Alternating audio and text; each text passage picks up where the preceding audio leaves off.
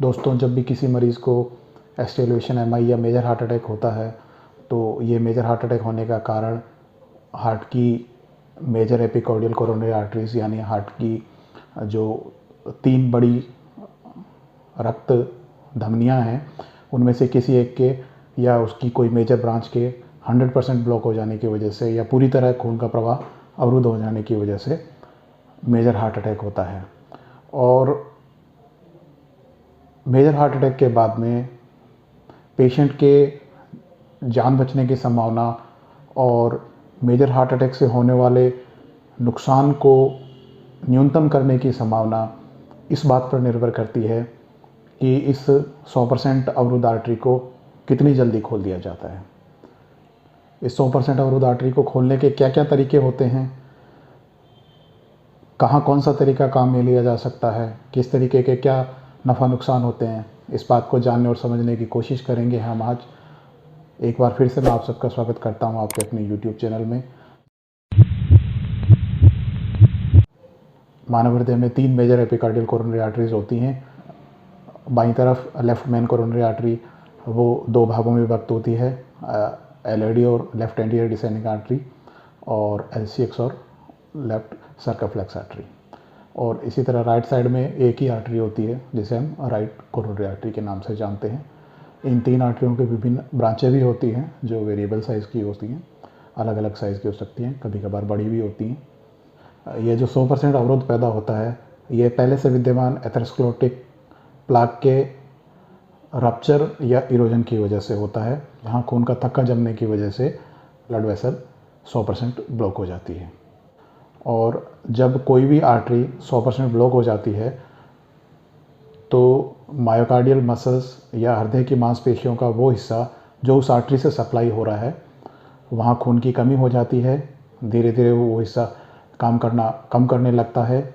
अगर सही समय पे खून का प्रवाह फिर से चालू नहीं हुआ तो वो हिस्सा पूरी तरह ख़त्म हो जाता है, जिसे हम मेडिकल भाषा में नेक्रोसिस बोलते हैं। वो हिस्सा हमेशा के लिए अपनी कार्यक्षमता को खो देता है।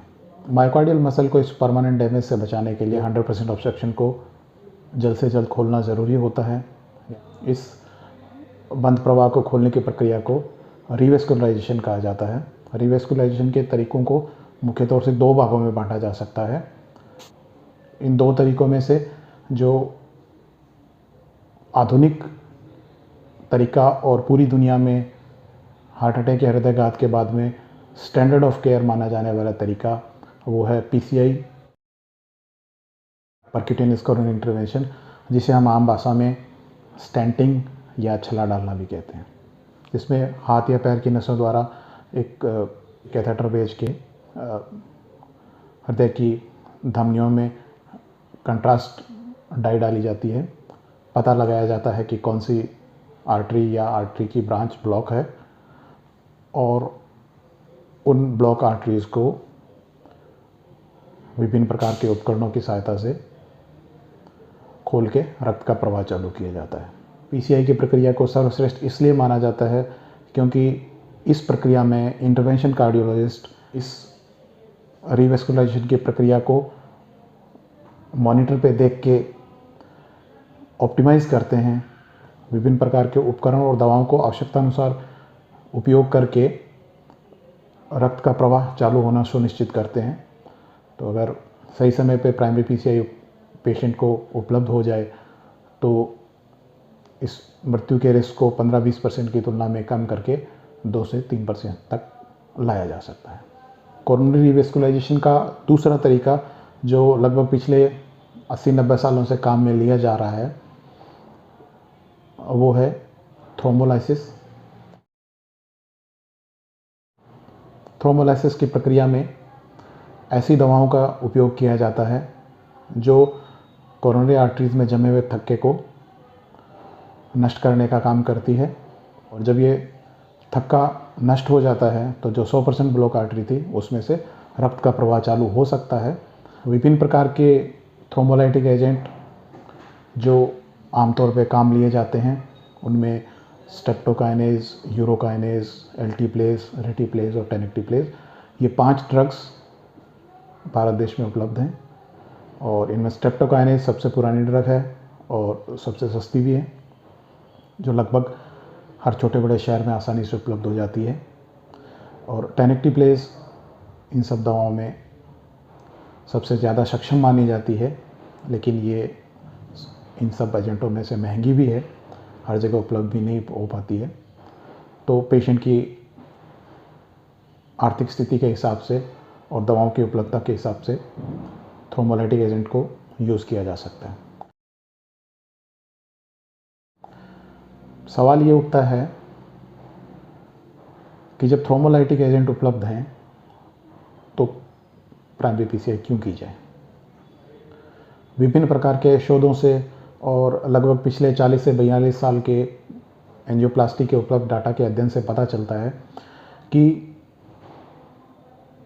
प्राइमरी एंजियोप्लास्टी के बाद में मृत्यु के रिस्क को जहाँ 15-20% से कम करके 2 से 3% तक लाया जा सकता है, वहीं फार्माकोलॉजिकल ट्रीटमेंट के बाद में ये रिस्क उतना कम नहीं हो पाता है और ये प्राइमरी पीसीआई की तुलना में दुगना रहता है।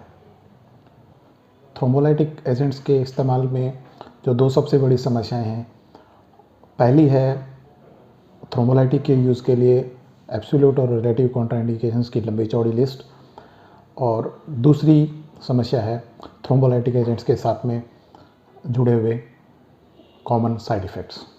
अगर हम थ्रोम्बोलाइटिक एजेंट्स के यूज़ के कॉन्ट्राइंडिकेशन की बात करें तो एब्सोल्यूट कॉन्ट्राइंडिकेशन में सबसे इम्पॉर्टेंट चीज़ होती है कि पेशेंट को अगर उसके पिछली ज़िंदगी में कभी भी किसी भी समय ब्रेन में खून का रिसाव हुआ है, चाहे वो सीवीए की वजह से हो या चोट लगने की वजह से हुआ हो, तो ये एक एब्सोल्यूट कॉन्ट्राइंडिकेशन बन जाता है। इस स्थिति में आप पेशेंट को थ्रोम्बोलाइज नहीं किया जा सकता। उसके अलावा ऐसे पेशेंट्स जिनके ब्रेन में किसी तरह की ट्यूमर या गांठ हो, ब्रेन में खून की नसें फूली हुई हो, जिनके अंदर एवी मालफॉर्मेशन और एन्यूरिज्म आते हैं, या ब्रेन की किसी भी तरह की सर्जरी पिछले 3 महीने में हुई हो, या कोई दूसरी मेजर जनरल सर्जरी पिछले 2 महीने में हुई हो, या ऐसे पेशेंट जिनको खून के बहाव से संबंधित समस्याएं और जैसे हीमोफीलिया हो, या ऐसे पेशेंट जिनमें एक्यूट एमआई के साथ में एओर्टिक डिसेक्शन का सस्पिशन हो, या ऐसे पेशेंट जिनमें ब्लड प्रेशर हाई और अनकंट्रोल हो, तो इन पेशेंट के अंदर थ्रोम्बोलाइटिक का यूज़ उस समय कर पाना संभव नहीं होता है। जो चीज़ें मैंने बताई है उसके अलावा भी कुछ और रिलेटिव कॉन्ट्राइंडिकेशंस होते हैं। उन सभी चीज़ों को थ्रोम्बोलाइटिक का यूज़ करने से पहले देखा जाता है, और अगर पेशेंट में किसी तरह का कोई एब्सोल्यूट कॉन्ट्राइंडिकेशन नहीं है तो ही पेशेंट को थ्रोम्बोलाइज किया जाता है। अगर हम थ्रोम्बोलाइटिक एजेंट से जुड़े हुए एडवर्स इफेक्ट की बात करें तो जो सबसे महत्वपूर्ण एडवर्स इफेक्ट होता है वो है बॉडी के किसी भी पार्ट में हो संभावित इंटरनल ब्लीडिंग, जो ब्रेन में हो सकती है, किडनी में हो सकती है, नाक कान मुंह से खून आ सकता है, मूत्र द्वार से, गुदा द्वार से, कहीं से भी खून का रिसाव हो सकता है। पुरानी न्यू जनरेशन के जो फिब्रिन स्पेसिफिक एजेंट्स हैं जैसे टेनेक्टिप्लेज और रिल्टिप्लेज, उनमें ये इफ़ेक्ट कम देखने को मिलता है। इसके अलावा थ्रोम्बोलाइटिक एजेंट्स के यूज़ के साथ में एलर्जिक रिएक्शंस और हाइपोटेंशन ये भी काफ़ी कॉमन है। अगर मरीज़ ऐसे अस्पताल में पहुंचता है जहां प्राइमरी पीसीआई नहीं है, या मरीज़ प्राइमरी पीसीआई वाले अस्पताल में पहुंचा है लेकिन वो प्राइमरी पीसीआई करा पाने में सक्षम नहीं है, तो फार्माकोइन्वेसिव थेरेपी में पेशेंट को अस्पताल में पहुंचने के आधे घंटे के अंदर थ्रोम्बोलाइसिस स्टार्ट कर दिया जाता है, और अगले 24 घंटे के अंदर अंदर उसकी कोरोनरी एंजियोग्राफी कर दी जाती है। कोरोनरी एंजियोग्राफी के रिज़ल्ट के हिसाब से पेशेंट को स्टेंटिंग की या बाईपास की सलाह दी जाती है, और अगर थ्रोम्बोलाइसिस के फलस्वरूप कोरोनरी आर्टरी इतनी खुल चुकी हो कि अब स्टेंटिंग और बाईपास दोनों की ज़रूरत नहीं है, तो पेशेंट को मेडिकल मैनेजमेंट पे रखा जाता है। American heart association, European society of cardiology और स्टेमी इंडिया प्रोग्राम इन तीनों ही गाइडलाइंस में ST एलिवेशन और 100% ऑब्स्ट्रक्शन के केसेस में कुछ गाइडलाइंस दी गई हैं, कुछ टाइम लिमिट्स तय की गई हैं। अगर पेशेंट की PCI हो रही है तो अस्पताल में पहुंचने से लेके PCI में फर्स्ट बैलून इन्फ्लेशन यानी door to balloon time 90 minute से कम होना चाहिए। अगर पेशेंट का थ्रोम्बोलाइसिस हो रहा है तो अस्पताल में पहुंचने से लेकर थ्रोम्बोलाइसिस स्टार्ट होने तक की अवधि 30 मिनट या उससे कम होनी चाहिए। टोटल इस्कीमिक टाइम है यानी पेशेंट को जो लक्षणों की शुरुआत से लेके PCI या थ्रोम्बोलाइसिस स्टार्ट होने तक की कुल अवधि 120 मिनट से अधिक नहीं होनी चाहिए। वेस्टर्न वर्ल्ड में जहाँ हेल्थ से रिलेटेड इंफ्रास्ट्रक्चर मजबूत है, लोगों में स्वास्थ्य के लिए जागरूकता अधिक है और हर व्यक्ति जहाँ हेल्थ इंश्योरेंस से कवर्ड होता है, उस एनवायरनमेंट में जो विभिन्न गाइडलाइंस द्वारा प्रिस्क्राइब टाइम लिमिट है, उसके अंदर most of the times patient को PCI या थ्रोम्बोलाइसिस मिल जाता है। लेकिन अगर हम भारतीय सिनेरियो की बात करें तो अव्वल हमारा हेल्थ इंफ्रास्ट्रक्चर उतना मजबूत नहीं है, दूसरी जो मेडिकल फैसिलिटीज़ हैं वो मेट्रोज़ और अर्बन एरियाज़ में ज़्यादा कंसंट्रेटेड है। सेमी अर्बन और रूरल एरिया में health facilities cardiology point of view से ना के बराबर हैं। इसके अलावा बहुत से सोशल और इकोनॉमिक रिस्ट्रेंट्स भी हैं जिनकी वजह से पेशेंट को हमारे इंडियन सिनेरियो में सही समय पे प्राइमरी PCI या थ्रोम्बोलाइसिस नहीं मिल पाता है। आमतौर पे ये देखा जाता है कि अव्वल तो पेशेंट हमारे पास लेट पहुंचता है। कई बार पेशेंट के साथ में कोई और रिश्तेदार नहीं होता है, डिसीजन ले पाना मुश्किल हो जाता है। कई बार लोग स्टेंटिंग के नाम से घबरा जाते हैं, वो डर जाते हैं और स्टेंटिंग के लिए मना कर देते हैं। क्योंकि प्राइमरी PCI एक महंगा इलाज है,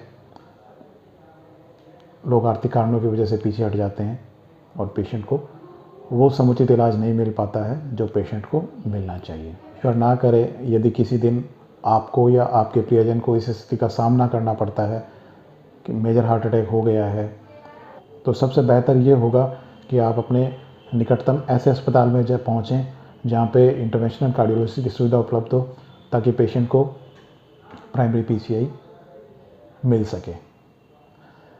अगर आपके आसपास ऐसा अस्पताल उपलब्ध नहीं है तो आप अपने निकटतम फिजिशियन के पास पहुँचें ताकि पेशेंट को थ्रोम्बोलाइज किया जा सके, खून पतला करने का इंजेक्शन लगाया जा सके। अगर आपको लगता है कि ये जानकारी आपके किसी प्रियजन के लिए काम आ सकती है और ये जानकारी उपयोगी है तो आप इस वीडियो के लिंक को शेयर करें। अगर आपने अब तक इस चैनल को सब्सक्राइब नहीं किया है तो आप इस चैनल को सब्सक्राइब करें। जल्दी फिर मुलाकात होगी। धन्यवाद।